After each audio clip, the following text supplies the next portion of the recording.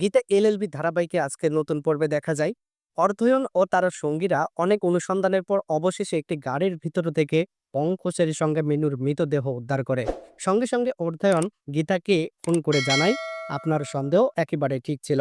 গীতা খবরটা শুনে হতবাক হয়ে যায় এবং তার পরিবারের সবাইকে এই দুঃসংবাদটা জানায়। গীতার কণ্ঠ ভারী হয়ে ওঠে আর সে পড়শিকে জানায় মিনু আর নেই। শুনে পড়শি কান্নায় ভেঙে পড়ে। এদিকে সিনেহা পরিবারের সবাই চরম টেনশনে পড়ে যায়। মিনুর দেহ পুলিশের হাতে উঠে গেছে, এবার কি হবে? তারপর অথরা দৃঢ়ভাবে বলে, কেউ চিন্তা করো না, আমি সব সামলে নেব।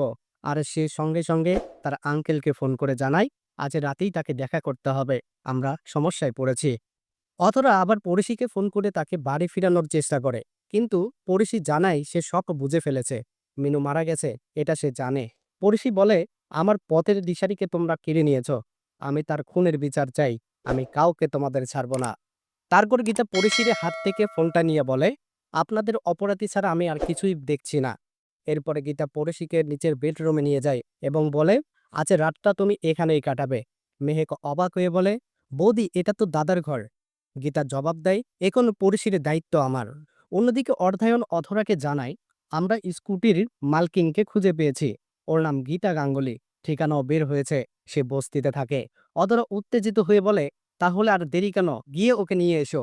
তাহলে বন্ধুরা, কি হতে চলেছে আগামী পর্বে দেখতে হলে আমাদের এই চ্যানেলটি সাবস্ক্রাইব করে আর ফেসবুক পেজটি ফলো করে আমাদের সঙ্গেই থেকো।